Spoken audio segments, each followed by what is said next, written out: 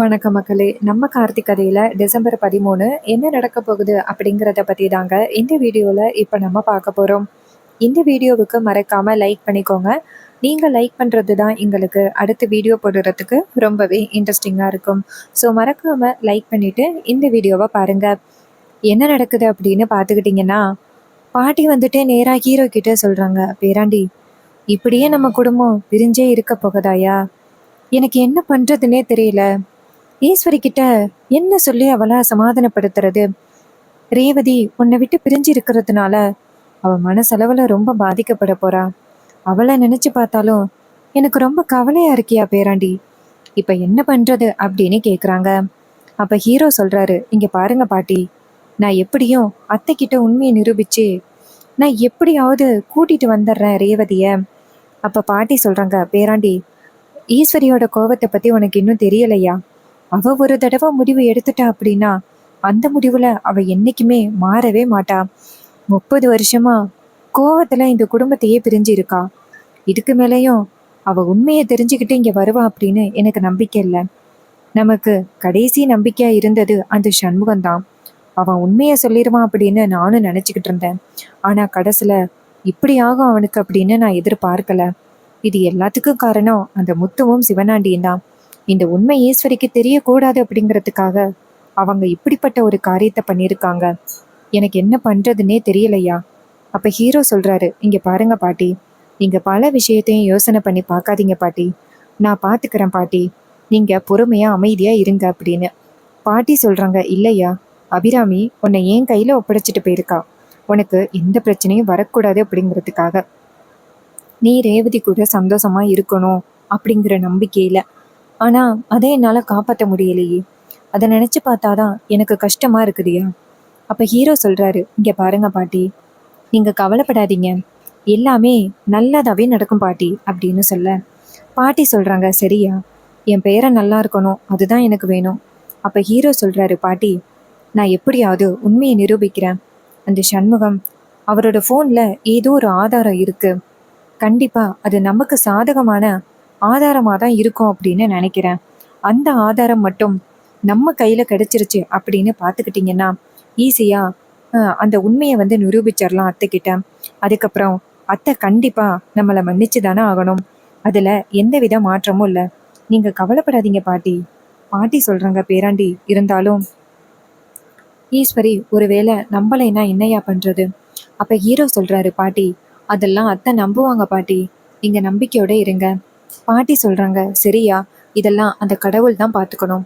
எப்படியாவது அந்த கடவுள் இந்த குடும்பத்தை ஒன்று சேர்க்கணும். அதாயம் வேணும். அப்ப ஹீரோ சொல்றாரு, பாட்டி, கூடி சீக்கிரம் இந்த குடும்பத்தை ஒன்று சேர்த்துடலாம். நீங்க தைரியமா இருங்க அப்படின்னு சொல்ல, பாட்டியும் சரியா பேராண்டி அப்படின்னு சொல்லிட்டு அந்த இடத்துல இருந்து போறாங்க. பாட்டி அந்த இடத்த விட்டு போனதோட நம்ம ஹீரோ நேரா சாமி கிட்ட வேண்டுறாரு. பாட்டி இந்த குடும்பம் ஒன்று சேரும் அப்படின்னு நினச்சிக்கிட்டு இருந்தாங்க. எப்படியாவது வந்துட்டு பாட்டியோட ஆசை நிறைவேறணும். அத்தை கிட்ட மட்டும் உண்மையை நிரூபிச்சிட்டேன் அப்படின்னா அதுக்கப்புறம் இந்த குடும்பம் ஒன்று சேர்ந்து ரொம்ப சந்தோஷமா இருக்கும். இந்த கும்பாபிஷேகத்தையும் ரொம்ப சந்தோஷமா நடத்தலாம். பாட்டியோட ஆசிர்வாதத்தோட. நீங்க தான் கடவுளே, இந்த உண்மையை கண்டுபிடிக்கிறதுக்கு எனக்கு உதவி பண்ணணும் அப்படின்னு ஹீரோ சாமியை வேண்டிக்கிட்டு நேரா மயிலுக்கு ஃபோன் பண்றாங்க. மயிலு ஃபோன் அட்டன் பண்ணி சொல்லு அப்படின்னு சொல்ல, ஹீரோ சொல்றாரு, இது மாதிரி ரொம்ப முக்கியமான ஒரு விஷயம். அப்ப அவர் கேட்குறாரு, சொல்லு அப்படின்ட்டு. அப்ப ஹீரோ சொல்றாரு, இது மாதிரி ஒரு ஆதாரத்தை கண்டுபிடிக்கணும். சண்முகத்தோட ஃபோனை கண்டுபிடிக்கணும். அவன் ஃபோனு எங்கே இருக்கு அப்படின்னே எனக்கு தெரியல. அவரோட ஃபோன் நம்பர் உங்களுக்கு தெரியுமா? மயிலு சொல்றாரு, இல்லையே சகல, எனக்கு அவரோட ஃபோன் நம்பர் தெரியாது. அவரோட பேத்திக்கு அந்த நம்பர் தெரியும். பெசாப்ல அவங்களோட பேத்திக்கு ஃபோன் பண்ணி கேட்டானே. அப்ப ஹீரோ சொல்றாரு, சரி, அந்த நம்பரை எனக்கு அனுப்புங்க, நான் அந்த பொண்ணுகிட்ட கேட்குறேன் அப்படின்னு சொல்ல, மயிலும் சரி அப்படின்னு சொல்லிட்டு சண்முகத்தோட பேத்தி நம்பரை அனுப்புறாங்க. ஹீரோ அந்த நம்பரை வாங்கிக்கிட்டு நேரா ஃபோன் பண்றாங்க அந்த பேத்திக்கு. அப்ப அவங்க ஃபோன் அட்டன் பண்ணி, சொல்லுங்க என்னாச்சு அப்படின்னு சொல்ல, அப்ப ஹீரோ சொல்றாரு, இது மாதிரி சண்முகத்தோட பேத்தி தானம்மா நீ? அப்ப அவங்க சொல்றாங்க, ஆமாண்ணா, நான் தானே பேசுறேன். நீங்க நல்லா இருக்கீங்களாண்ணா? உங்களோட ஏற்பாடுனால நான் இங்க ரொம்ப சேஃப்டியா இருக்கேன். எனக்கு இங்க எந்த பிரச்சனையும் இல்லை. இங்க உள்ள எல்லாருமே என்னை ரொம்ப நல்லபடியா பாத்துக்கிறாங்கண்ணா. ஹீரோ சொல்றாரு, கேட்கறதுக்கே எனக்கு ரொம்ப சந்தோஷமா இருக்குமா, உனக்கு என்ன ஹெல்ப் வேணும்னாலும் என்கிட்ட நீ தயங்காம கேட்கலாம். அப்ப அந்த பொண்ணு சொல்றாங்க, அண்ணன் நீங்க நிறையவே எனக்கு உதவிகள் பண்ணிட்டீங்கன்னு, எனக்கு ரொம்பவே சந்தோஷமா இருக்கு. அப் தாத்தா இருந்து எனக்கு என்னென்ன உதவி பண்ணுவாரோ அது எல்லாத்தையுமே நீங்க பண்ணிக்கிட்டு இருக்கீங்க. ஹீரோ சொல்றாரு, சரிம்மா, உன்கிட்ட ரொம்ப முக்கியமான ஒரு விஷயத்த கேட்கறதுக்காக தான் ஃபோன் பண்ணேன். அந்த பொண்ணு கேட்குறாங்க, சொல்லுங்கண்ணே என்ன முக்கியமான விஷயம். அப்ப ஹீரோ சொல்றாரு, உங்க தாத்தாவோட ஃபோன் நம்பர் உனக்கு தெரியுமா? அவங்க சொல்றாங்க, தெரியுண்ணே, நான் உங்களுக்கு ஃபோன் நம்பர் அனுப்பவா? ஹீரோ சொல்றாரு, சரி ஃபோன் நம்பர் அனுப்புங்க அப்படின்னு சொல்ல அந்த பொண்ணு நேராக ஹீரோவுக்கு ஃபோன் நம்பர் அனுப்புறாங்க. ஹீரோ அந்த நம்பரை வாங்கிக்கிட்டு அந்த பொண்ணுக்கிட்ட, சரிம்மா, ரொம்ப தேங்க்ஸ்மா நம்பர் கொடுத்ததுக்கு. இங்கே பாரு, உனக்கு அங்கே என்ன பிரச்சனை இருந்தாலும் எனக்கு உடனே ஃபோன் பண்ணி சொல்லு, நான் பார்த்துக்கிறேன். அந்த பொண்ணு சொல்கிறாங்க, சரிண்ணே அப்படின்னு சொல்ல ஹீரோ ஃபோனை கட் பண்ணுறாரு. அப்போது ஹீரோ அந்த நம்பரை வாங்கிக்கிட்டு, ஸோ இந்த நம்பர் கண்டிப்பாக அந்த ஃபோனில் கிடக்கிறதுக்கு வாய்ப்புகள் இருக்குது, ஸோ இதை வச்சு நம்ம கண்டுபிடிக்கலாம் அப்படின்னு ஹீரோ வந்து நேராக சரவணனுக்கு ஃபோன் பண்ணுறாங்க. சரவணன் ஃபோன் அட்டன் பண்ணி, சொல்லு அப்படின்னு சொல்ல, அப்போ ஹீரோ சொல்கிறாரு, இது மாதிரி என் ஃப்ரெண்டோட நம்பர் சண்முகத்தோட ஃபோன் நம்பர் காணோம், அவரோட நம்பர் எந்த இடத்துல கடைசியாக ஆன் ஆகிருந்துச்சு அப்படின்னு எனக்கு தெரியணும், ஸோ நீங்கள் விவரத்தை சொல்ல முடியுமா? சண்முகம் ஹீரோ சொன்னதை கேட்டுட்டு சரவணன் சொல்கிறாரு, சரி உடனே நான் லொக்கேஷன் அனுப்புகிறேன், நீங்கள் நம்பரை மட்டும் அனுப்புங்க அப்படின்னு சொல்ல ஹீரோ நேராக நம்பரை அனுப்புகிறாரு. நம்பரை அனுப்புனதோட சரவணன் அந்த நம்பரை செக் பண்ணி பார்க்குறாரு. செக் பண்ணி பார்த்துட்டு ஹீரோ கிட்ட, நண்பா, இந்த நம்பர் வந்துட்டு கடைசியாக ஒரு கடையில் தான் ஓப்பன் ஆகியிருக்கு, ஸோ நானும் வரவா? அந்த சண்முகம்னா உங்கள் சிவகாமி பாட்டி எப்படி இறந்தாங்களோ அந்த உண்மை தெரிஞ்சவர் தானே, அவர் கூட கடைசியாக இறந்தாரே அவரோட ஃபோன் நம்பர் தானே, அந்த நம்பர் கடைசியாக ஒரு ஷாப்பில் வந்துட்டு ஆன் ஆகியிருக்கு, அதை தானே நீங்கள் ரொம்ப நாளாக தேடிக்கிட்டு இருக்கீங்க, நானும் வரேன், 2 பேருமே சேர்ந்து அந்த கடையில் உள்ள ஓனர்கிட்ட கேட்கலாம், அவர் உண்மையை சொல்லித்தானே ஆகணும். அப்போ ஹீரோ சொல்கிறாரு, ஆமாம், அவர் உண்மையை சொல்லி தான் ஆகணும், நம்ம கேட்போம் அப்படின்னு சொல்லிட்டு கேட்குறாங்க. அப்போது 2 பேருமே சேர்ந்து நேராக கடைக்கு போகிறாங்க. அங்கே போயிட்டு சரவணன் சொல்கிறாரு, இங்கே பாருங்க, இது மாதிரி ஒருத்தரோட மொபைல் நம்பர் காணாமல் போயிட்டு அது இந்த இடத்துல தான் கடைசியாக வந்து ஆன் ஆகியிருக்கு, ஸோ உங்களுக்கு ஏதாவது தெரியுமா? அவர் கேட்குறாரு, சார் அதெல்லாம் எங்களுக்கு தெரியாது சார்.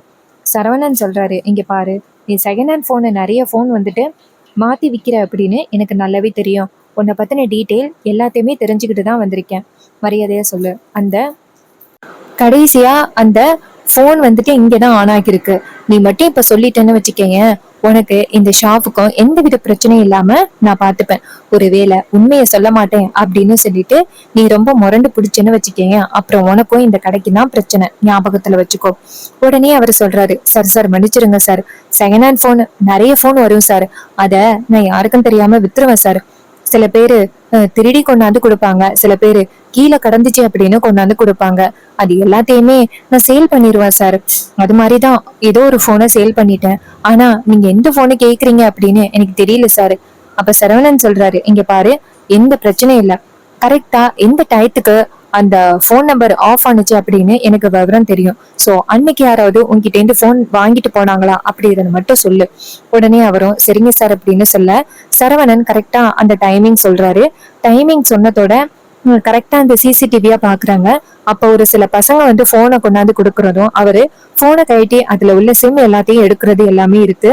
அப்ப சரவணன் சொல்றாரு, என்ன வேலை பண்ணிருக்க, எத்தனை பேர் கஷ்டப்பட்டு போன் வாங்கியிருப்பாங்க, அது கீழே கிடந்துச்சு அப்படின்ட்டு வாங்கி நீ பாட்டுக்கும் செகண்ட் ஹேண்டுக்கு விற்கிற, உனக்கெல்லாம் கொஞ்சம் கூட மனசாட்சியே இல்லைல்ல. அதுக்கு அவர் சொல்றாரு, சார் சார் மன்னிச்சிருங்க சார், ஏதோ எனக்கு கொஞ்சம் காசு கிடைக்குது அப்படிங்கறதுக்காக இப்படி பண்ணேன்.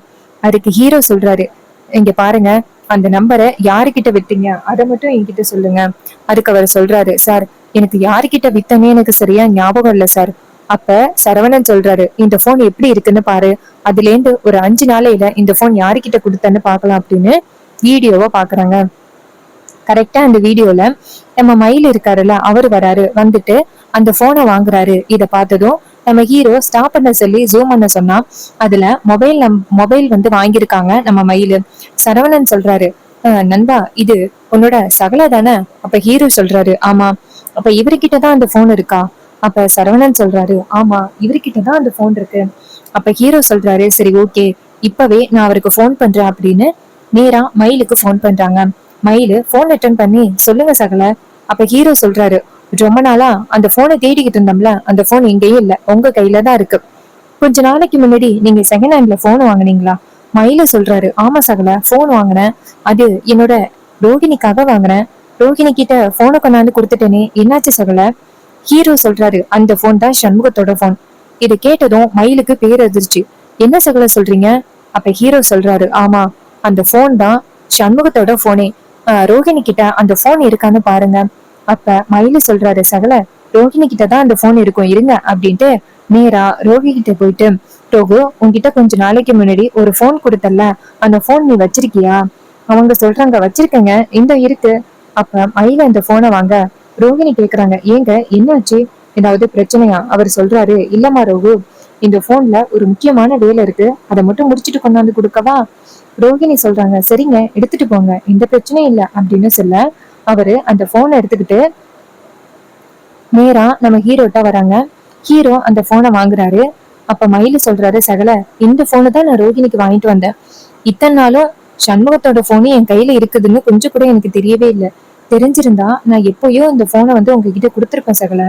அப்ப ஹீரோ சொல்றாரு, சரி பரவாயில்ல, இந்த போனு இப்ப நம்ம கைக்கு கிடைச்சது நல்லதுதான் அப்படின்னு சொல்லிட்டு அந்த போனை வாங்கிக்கிறாங்க.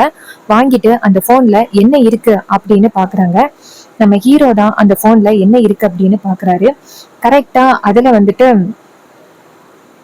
அந்த சண்முகம் பேசின வீடியோ இருக்கு. அதை பார்த்ததும் நம்ம ஹீரோ அந்த வீடியோவை பார்த்துட்டு ரொம்பவே அதிர்ச்சி ஆகுறாரு. சோ இததான் நம்ம ரொம்ப நாளா தெரிஞ்சுக்கணும் அப்படின்னு நினைச்சோம். கரெக்டா அதுவும் தெரிஞ்சிருச்சு. இத கொண்டு போய் இப்பயே அத்தை கிட்ட காமிச்சு உண்மையை நிரூபிக்கலாம் அப்படின்ட்டு அந்த வீடியோவை நேரா அவங்க அத்தை கிட்ட காமிக்கிறதுக்காக வீட்டுக்கு கிளம்புறாங்க. கூடவே நம்ம சரவணனும் வராரு. அப்ப ஹீரோ வீட்டுக்குள்ள வரத பார்த்துட்டு ஈஸ்வரி கோவமாகி, டேய் அங்கேயே நில்லு, யாருடா உன்னை வீட்டுக்குள்ள வர சொன்னது? அப்ப ஹீரோ சொல்றாரு, இங்க பாருங்க அத்தை, உண்மையை உங்ககிட்ட நிரூபிக்கிறதுக்காக தான் வந்திருக்கேன், தயவு செஞ்சு என்ன வீட்டுக்குள்ள விடுங்க. ஈஸ்வரி சொல்றாங்க, இங்க பாரு, உன் பேச்சு கேட்கறதுக்கு எனக்கு கொஞ்சம் கூட நேரம் இல்ல, மரியாதையா இந்த இடத்தை விட்டு போயிரு. நீ என் பொண்ணை கூட்டிட்டு போறதுக்காகவோ இல்ல இந்த வீட்டுக்குள்ள மறுபடியும் சேர்ந்துக்கிறதுக்காக தான் வருவேன். அப்ப ஹீரோ சொல்றாரு, அத்தை பேசுறத விட்டுட்டு இந்த வீடியோல என்ன இருக்கு அப்படிங்கறத பாருங்க அப்படின்னு சொல்லிட்டு நம்ம ஹீரோ அந்த வீடியோவை காமிக்கிறாங்க. அந்த வீடியோல நம்ம சண்முகம் பேசி இருக்காரு. இது மாதிரி சிவகாமி அம்மாவோட இறப்புக்கு காரணம் முத்துதான், அவன் தான் காரணம்.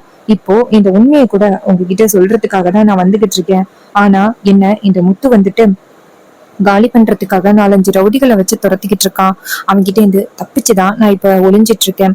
எனக்கு என்ன வேணாலும் நடக்கும். அப்படி ஏதாவது நடந்துருச்சு அப்படின்னா இந்த வீடியோவை நீங்க யாராவது பாத்தீங்கன்னா ஈஸ்வரி அம்மா கிட்ட கொண்டு போய் கொடுத்துருங்க. பரமேஸ்வரி அம்மா கிட்ட உண்மையை சொன்னேன், ஆனா அவங்க நேரடியா என்னை ஈஸ்வரி அம்மா கிட்ட உண்மையை சொல்ல சொன்னாங்க. அதனாலதான் நான் மண்டபத்துக்கு வந்துகிட்டு இருக்கேன். மண்டபத்துல கூட எனக்கு ஏதாவது ஆகலாம். அப்படி ஏதாவது ஆணுச்சு அப்படின்னா அதுக்கு காரணம் முழுக்க முழுக்க அந்த முத்துவாதான் இருப்பான். என்னை எப்படியாவது இவங்கிட்ட இருந்து காப்பாத்துங்க அப்படின்னு சொல்லிட்டு அவரு போனை வீடியோவா கட் பண்றாரு. இதையெல்லாம் கேட்டதும் ஈஸ்வரிக்கு பேரதிர்ச்சியா இருக்கு. வில்லி இத பாத்துட்டு, அக்கா, எனக்கு என்னமோ இது உண்மை மாதிரி தெரியல, கண்டிப்பா இவனுங்க எடிட் பண்ணி கொண்டுட்டு வந்திருக்காங்க.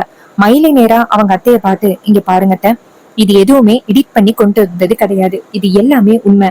சிவகாமி பாட்டி அந்த முத்துவால தான் இறந்திருக்காங்க, இது எல்லாமே உண்மைத்த பாருங்க அப்படின்னு சொன்னதும் ஈஸ்வரி இது எல்லாத்தையும் பார்த்துட்டு ரொம்பவே அதிர்ச்சி ஆகுறாங்க.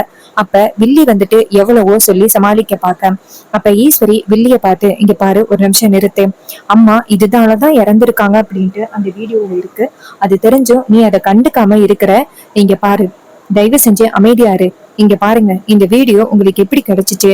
அப்ப மயிலு சொல்றாரு, இங்க பாருங்கத்த, ரொம்ப நாளா மாப்பிள்ள ஒரு போனை தேடினாங்கல்ல, அது இந்த போனு தான், இதுதான் சண்முகத்தோட போனு, நீங்க வேணும்னா பாருங்க அப்படின்ட்டு வீடியோவை கொடுக்க ஈஸ்வரி அந்த வீடியோவை வாங்கி பார்த்துட்டு ரொம்பவே அதிர்ச்சி ஆகுறாங்க.